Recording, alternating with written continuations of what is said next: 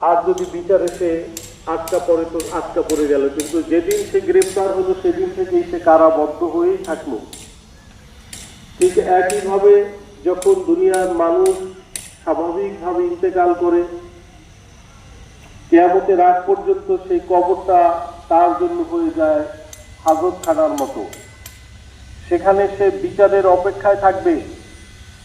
এখন সেই হাজতখানায় তাকে যদি, তার পক্ষে যদি কোনো শক্তিশালী উকিল থাকে, দুনিয়াতে থাকতেই যদি সে কোনো উকিলকে পছন্দ করে যায়, তখন সে আর ওই কবরে সে কারারুদ্ধ অবস্থায় থাকে না, তখন তাকে জামিন দিয়ে দেওয়া হয়। সে আর কবর বাসী থাকে, কিন্তু কবর বাসী হলেও সে কবরে অবস্থান করে না, কারণ তার যোগ্য একজন উকিল থাকার কারণে সে কবরের ওই হাজতখানা থেকে সে জামিন পেয়ে যায়। সে তখন বিচরণ করতে থাকে স্বাধীন মতো। তো সেখানে একটা বিষয় তার শর্ত থাকে যে সে বিচরণ করতে থাকবে, কিন্তু সেই বিচরণের মধ্যে কিছু নিয়ম নীতিমালা তার মানতে হবে।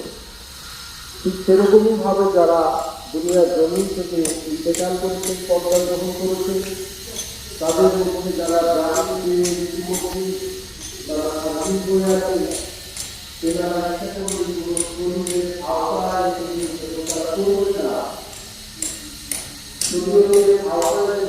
আওতায় করবে না, কিন্তু তারা সার্বক্ষণিকভাবে ক্ষমতা রাখে।